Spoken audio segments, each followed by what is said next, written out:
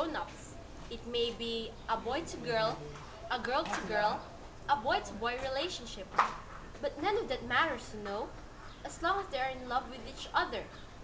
Nowadays, it can't be avoided that it happens on teenagers.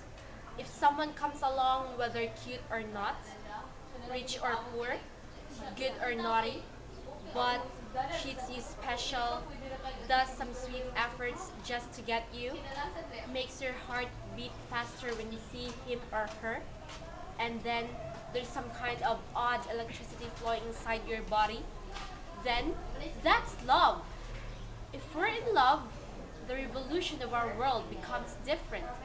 We're inspired and determined to do a lot of things.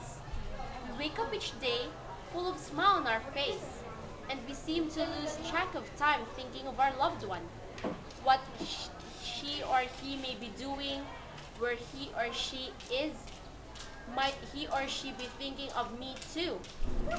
Love, love, love can change your life in an instant and hits big impact in our life that will be not forget forever.